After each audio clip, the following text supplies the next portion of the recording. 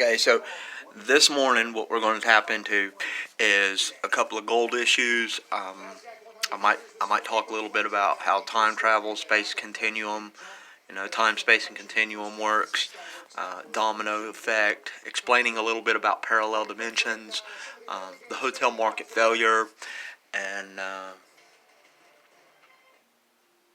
the fact that there is HIV and COVID or whatever cures out there, not treatments. I know we got the vaccine right now, but there's actually cures now. What do you stand if I cure you for $1,000? Say it's the HIV. If I cure you for $1,000, well, I stand to lose millions of dollars in treating you, right? Okay, so let's jump straight into the gold issue. Okay. Now, let me explain something first. In the Bible, it says, go buy for yourself gold and you'll become rich. And that's not verbatim, so it's important that anytime I make reference to the Bible, that you look it up yourself. I like to Google the information to find the addresses because, with me, I don't actually memorize the addresses. In the beginning, they're called the autographs. They didn't have addresses, and through passage of hands over the times and generations. Hey, you know what is a very important topic? It just came to mind is like how we do carbon dating and things of this nature. And they say, well, the planet's 6 billion years old, or the planet's 6 billion years old. Or they failed to understand that 1,000 years is to a day is 1,000 years. Now, this was proven to me. Okay? And when it comes to time, how we measure time is based off of the sun's rotation around the planet.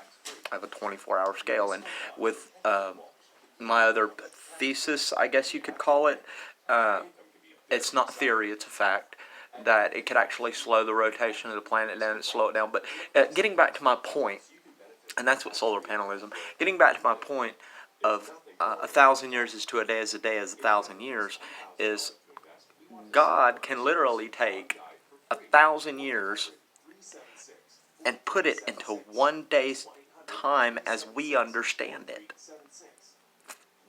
And that was proven to me. Drastic and all that. Okay, so that's one thing. So back to the gold issue. See, this is the thing. Originally, when it said go buy for yourself gold, it was talking, sorry about the proverbial, it was talking about how poor people or miners, they would go out and they would spend some great deal of time scratching this gold up, and then the poor people would buy it. The poor people would buy it, and they would melt down and create jewelries out of it, and they would sell it, and it would make them rich. Now, there are different deciphers just in gold. I'm not going to explain all of them, but you got to understand, real imitators of God and people that truly understand the Bible are able to see in one passage that there could be several different deciphers without changing any of the words. I suggest getting a dictionary whenever you're reading passages in one word at a time. Break it down. That's a good way to start if you're interested in learning how to decipher, but of course prayer first that you understand, because sometimes you can be led to read a passage, and because it's got multiple deciphers inside the same sentence structure, well, he'll want you to understand just one of those to help with whatever it is you're being led to do at the time. So gold, having that value, what has happened is it's caused it back then. A lot of people became greedy in this, and they realized that by buying out the entire whenever the miners would come in, well, the wealthier people would be like, well, if we buy everything they've got and hoard it up, then we can raise the price on the troy ounce of gold, or just the ounce of gold, or the coin, or however it was measured back then, right? Slowly rising the value of the actual gold itself to keep poor people from buying it and becoming rich. See, that's where greed stepped in, And they created a market based off of greed instead of making a little bit of money and starting them up a little business and that kind of deal. You know, so the wealthy people are actually by buying stock holds and big hoards of gold. I mean, we're talking 100 tons at a time and storing it away. They're manipulating the market. Okay, but with gold that there is so see even God, something I've learned about, has made it so that way no matter what, if a poor person gets a hold of a little bit of gold, poor people can do with gold what the wealthy can't.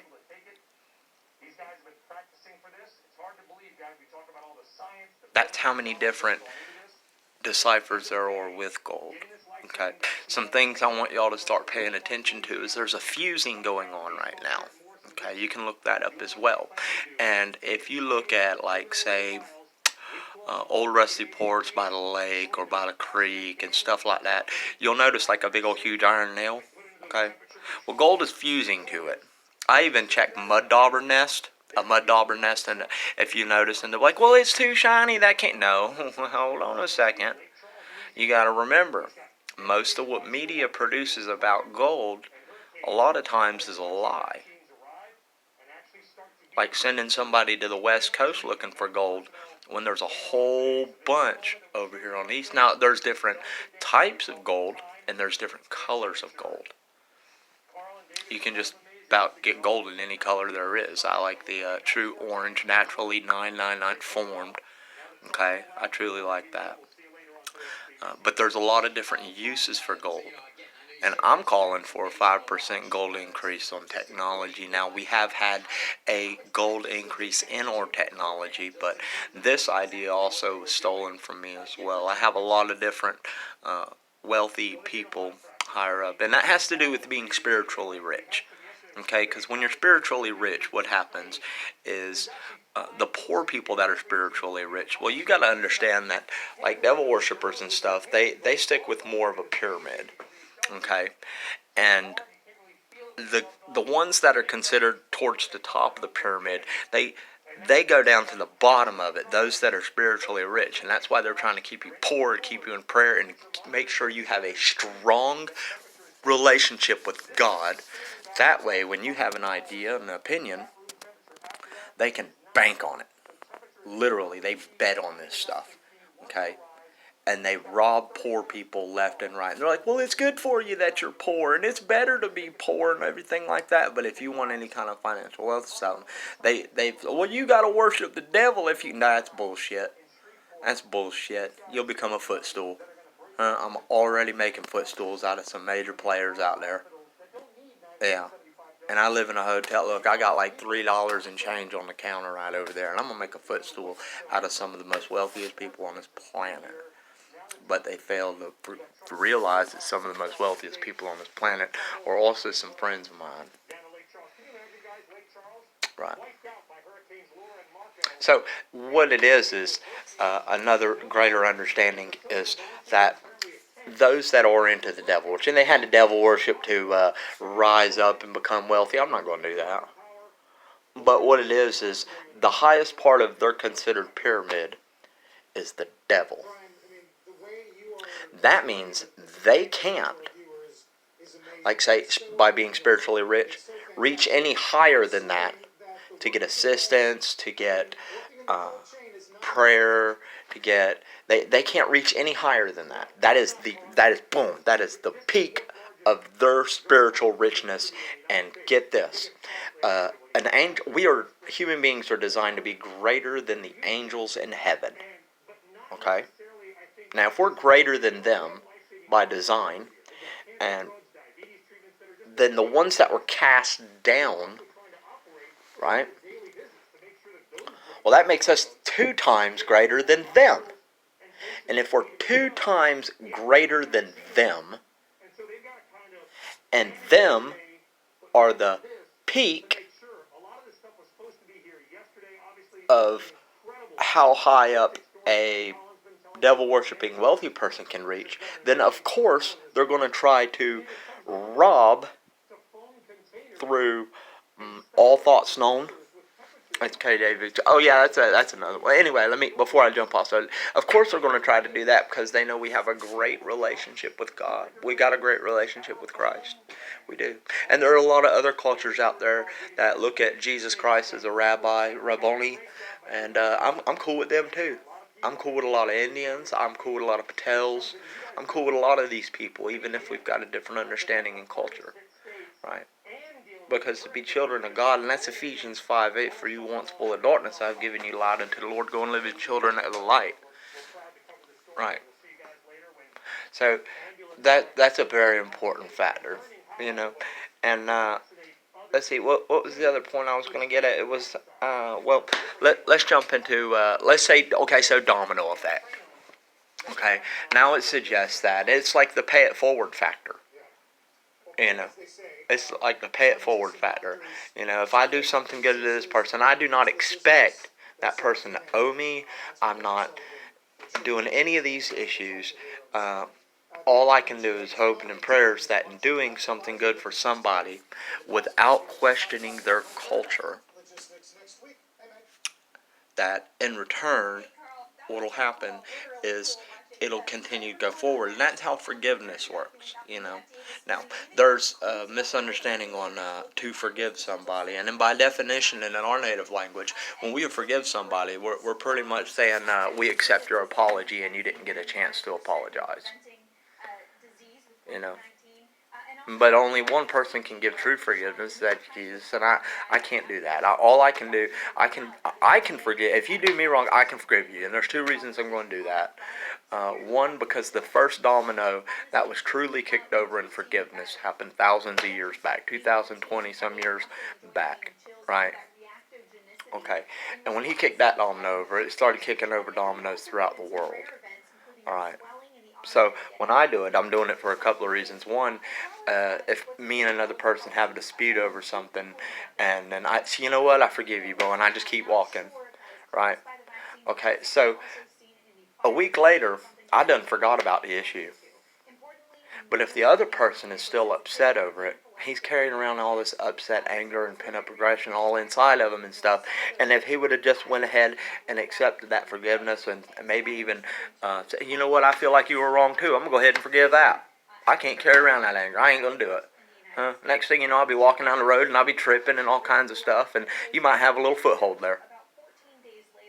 Huh? And if we do that, it causes the whole world to calm down a little bit. We are actually, by the energy inside of us, the light inside of us that we produce, our emotions can affect the environment and the people around us. So that's very important that we learn how to do this. Now, we don't have to like somebody. We do not have to like the choices and opinions of another person. We don't have to do this. But we also don't have to have that person in our life. If somebody's constantly causing you turmoil, chaos, frustration, and to be upset, then just don't have that person in your life. You have that choice. We're adults. You get that? Somebody causes me turmoil, you know what, don't come by, lose my phone number. I ain't got time for all that. I'm working on something a little bit more important, you know. And it's a very huge project broke down in this. We're talking a business plan that the only ones that even have a chance at seeing the full scope of it is the one that wrote the word and it spoke it into existence. And Jesus Christ, he's all hip to all. He's hip to all that. Even though we fight and argue on a regular basis, don't you do it? Don't you fight and argue with him a lot? I do. Well, why do you fight and argue? Why don't you just why don't you mind your own fucking business? Huh. Anyway, that's, kind of our relationship. But it is, in fact, a relationship and however it works. Now, I want to talk about the hotel market failure right now. I don't know if you understand this, but ever since the COVID thing cranked up, and this has actually been going on for some time prior to it. Now, what's going on is, first off, whenever the whole COVID thing started really kicking off and everything, it caused a lot of hotels that were already, well, they're kind of plateauing, and but listen, I'm seeing hotel after hotel after hotel, and we're talking 250 rooms, and you got like 4 rooms filled, 5 rooms filled every night. Now the staff really don't give a shit. Matter of fact, 1 or 2 housekeeping layoffs ain't no big deal to them, and they look at it like, well, we're making it, well, the insurance will pick in with this, and no, listen. There's no reason for it, especially in this COVID time. Now, what's causing that? First, we've got a lot of layoffs and things like that. Okay, that I get. But also, what we got to understand is, well, the pricing of a hotel room. Okay. I'm not going to name any specific hotels, but let's say a room costs you $75 a night. Well, actually, that's kind of low. Right now, they're more like 80, 120. Okay, so if you're spending $80, $120 a night, and a lot of people are laid off, stuff like that, nobody wants to use them. They'd rather camp out in their car at Walmart. Like, well, shit, all I'm going to do is sleep there, take a shower, I'll go to the truck stop. Fuck. All I'm going to do is sleep, I can watch TV on my cell phone. You get that? So, how do we start remedying this problem? First off, you need to at least knock hotel prices. We're talking coast to coast. Knock it down by a third minimum. Okay, you're going to have to double up on staff. You're going to, and the biggest thing is, regardless of the owner's culture, housekeeper's culture, they need to leave that out of that. Okay. Look at them like a customer. That's how a hotel should look. It's a customer. Okay. Oh, you want to stay the night? Okay, well, sir, that's going to be about $55 for you and your missus. Oh, and you got a service animal, or you've got a puppy or whatever. Okay, cool. Here, sign this. May or may not need a credit card. That's up to them. But here, sign this. You're responsible for the room and any damages, stuff like that. Simple as that. Now, if you're not leaving a credit card, then there should be, I don't know, maybe a courtesy room check upon checking out. Especially an ID. So that way, if there's any damages to the room, they can handle it accordingly. That kind of deal. Because that's another one of their hugest concerns. But that's kind of where insurance should step in. And then you get put on it, do not come back list, that kind of deal. If you tear the room up, well, you're done at this hotel. We got your name on a list. It'll go through a database in a computer. And any time in the future that you try to get in with this company, we're going to first check to make sure all damages were covered and that kind of deal. But when you bring the prices down like that, well, what's the housekeeper got to do? Now, listen, you got to take in electricity and you got to take in water. That's pretty much it for a room. Right now, hotel chains, they're making about 90%, 95% profit off of one room a night. No wonder the market is failing, especially in these times. You drop a room down like what I'm in right now, big, huge bed, real nice. I got nanner bottoms on the bed. She's not spoiled. Okay, she might be a little spoiled. But anyway, a room like this, $55 a night? Shoot, why not? Huh? Especially if you're, and there could be a little age discretion there. If you're above the age of 35, you keep, that kind of deal. Could actually bring down the price of a room. I mean, grown men, right? Grown women, adults. We're adulting, right? So that's kind of the issue there with the hotel market, and let me tap into another huge issue with the hotel market. Okay, so hotels all over the country in the U.S., a lot of them have small groups of affiliated group members in them, and if you're not following their rules, so to speak, well, they're also tied into management, and sometimes they're tied into the police department. And if they don't like what you're doing, or if you're not buying their right, or if they can't trap you, and a lot of times with these groups, what happens is they'll put 4 people inside one room, and put it down as one couple. Right, that kind of deal. Mm-mm. Right. And not only are they doing that by cheating the hotel, but they're also costing the hotel a lot of money because people don't want to go back to these hotels. Like, no, why would I go back there? Why would I do that? Now, things like, prostitution, and so it's things that you're going to sometimes find in some hotels and stuff like that. I'm actually okay with that kind of stuff. Huh? And I don't even buy prostitutes. I mean, once upon a time, there might have been $20 and this and that and third, but that's irrelevant. What's the problem is when you take your organization, your groups, things of these natures, and you drive business away from the hotel.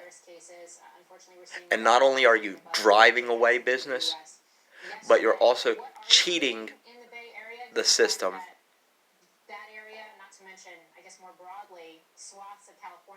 Anyway, we're going to pause there because this video is already kind of long. If anybody's got any questions, put it in the comment area. I'd be more than happy to look into that and answer back. Have a blessed day.